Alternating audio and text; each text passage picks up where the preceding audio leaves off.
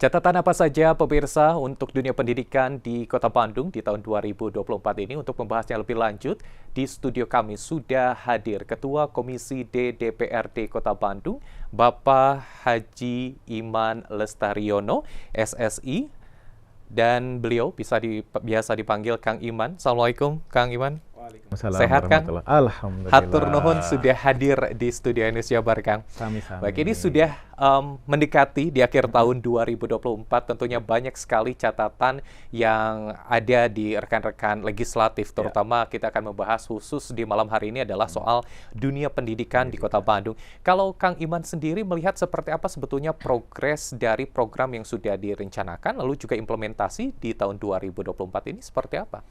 Ya, ini di penghujung tahun 2024 ya. Kita akan masa transisi memasuki 2025.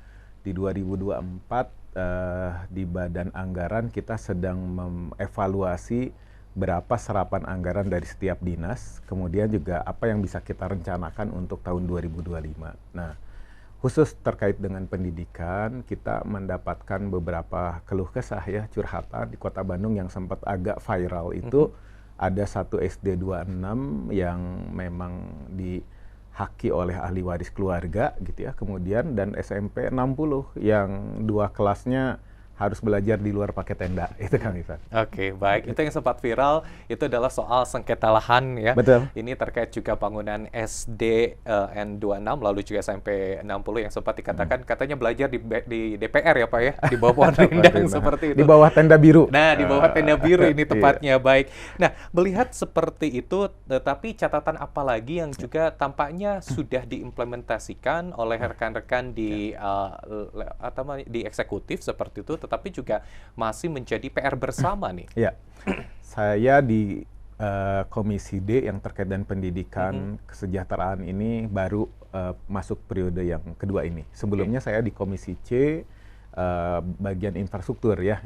Nah, ketika masuk sudah dihadapkan dengan curhatan yang viral, kemudian juga saya melakukan rapat kerja memanggil dinas-dinas terkait gitu ya, juga OPD yang berhubungan gitu ya. Nah, tergalilah gitu ya bahwa urusan pendidikan di Bandung yang kategorinya ibu kota dari Jawa Barat ternyata juga ada banyak persoalan ya. Di sana dipetakan ada sekolah-sekolah yang rusak berat, kemudian ada rusak sedang dan ada rusak ringan gitu ya. Artinya kalau rusak berat ini tidak segera disiapkan anggarannya untuk 2025 ya tinggal menunggu waktu saja gitu ya. Kemudian juga untuk yang kategori rusak sedang kalau diabaikan juga akan naik derajatnya ya menjadi rusak berat pun yang ringan gitu ya.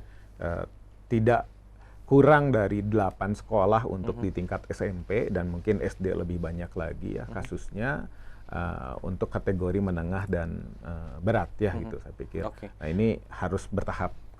Oke, jadi kalau kita lihat lebih banyak ke fokus sarana prasarana di antaranya ya. Seperti itu. Lantas bagaimana juga implementasi terhadap tenaga pendidik sendiri di Kota Bandung? Ini juga sama menjadi PR ya, karena tahun 2024 ini beberapa guru sudah pensiun dan juga 2025 kita juga mencatat semakin banyak lagi guru-guru yang pensiun.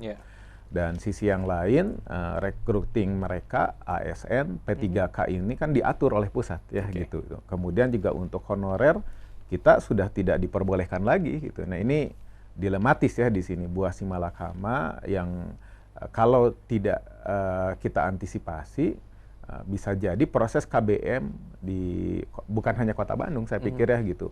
Di semua tempat itu akan menjadi persoalan yang akan terus ibarat gunung es ya gitu ya. Di permukaan mungkin kelihatannya sedikit padahal di dalam persoalannya makin banyak gitu. Saya pikir itu. Baik. Menarik sekali pemirsa, tadi sempat kita menyinggung juga soal infrastruktur terlebih dahulu ini Kang Iman ya, kita bahas melihat anggaran pendidikan kita ketahui sudah lebih dari 20% ya dialokasikan seperti itu. Dan melihat kasus yang cukup viral yaitu soal infrastruktur pembangunan untuk SMPN 60 lalu juga SDN 126 yang memang akhirnya secara ingkrah itu dimenangkan oleh pemilik lahan seperti itu, dan sudah ada juga solusi yang ditawarkan oleh pemerintah Kota Bandung. Ini melihatnya seperti apa, bahwa apakah nanti di tahun depan akan dianggarkan mengenai dua permasalahan ini? Ya, Saya langsung memimpin rapat kerja ya Mhm. sebagai wakil rakyat, kan harus gercep ya, Iya. kan ya ketika ada masalah, dan kedepannya juga masalah jangan sampai viral dulu ya kita Mhm. tangani. Untuk SDN 26 ini kita cek ternyata memang proses hukumnya sudah selesai Ya. ya, sudah inkrah, berarti kita tidak lagi bisa berdebat, berdiskusi urusan kenapa dan kenapa kan itu ya, itu Betul. sudah dilewati. Nah, tinggal bagaimana next-nya ya gitu. Nah, angka pertama kita dorong, sebenarnya dari eksekutif sudah memberikan beberapa opsi ya. Mhm. Pertama, bagaimana anak-anak yang jumlahnya kurang lebih 1086 itu disebar ke 5 sekolah terdekat. Nah, yang kedua, ketika itu dirasakan tidak efektif, maka ada alternatif SDN 200 lebih panjang yang bisa menampung mereka dengan catatan gitu ya. Catatan diantaranya adalah cek juga ruang kelasnya memadai atau tidak. Mungkin kalau ada yang kurang berarti harus segera dianggarkan. Atau mungkin ada yang udah rusak ya, itu harus segera direnovasi. Oke. Nah, kemudian juga ruang guru ya. Ruang guru juga menjadi PR karena guru yang dipindah ke sana nggak mungkin mereka tidak mendapatkan ruangan gitu. Nah, opsi untuk membeli lahan yang baru yang representatif juga kita buka gitu ya. Oke. Gitu. Tinggal mana yang paling memungkinkan juga karena anggaran juga tentunya tidak seleluasa karena tadi sudah dihitung 20% itu cukup besar dan setiap diberi pasti habis terus kalau untuk di Disdik, Dinkes dan dinas-dinas yang memang cukup terkait dengan kebutuhan dasar ini. Oke, baik. Jadi sudah ada rencana yang nanti tahun depan ini akan kembali dianggarkan terutama untuk memperbaiki permasalahan-permasalahan khususnya di SDN 26. Untuk SMPN 60 sendiri apakah sama akan ada pembuatan bangunan baru khusus untuk SMPN 60 atau memang masih akan tanda kutip menumpang? Ya. Jangka pendeknya kita melihat di SD Regol ya itu ya, tempat SMP 60 itu menumpang, itu ada dua kelas ada kelas yang memang di atasnya sudah didak dan itu memungkinkan untuk disiapkan, dianggarkan RKB, ruang kelas baru. Oke.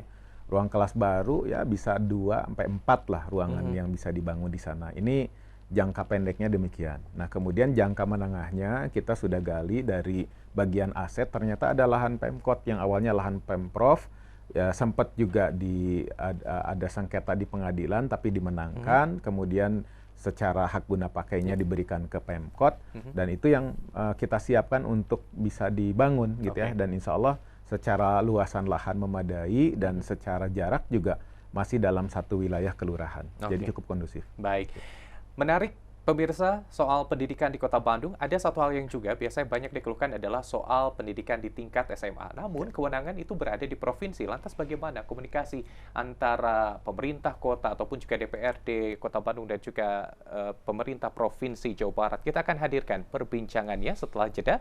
Tetaplah bersama kami dalam program iNews Jabar.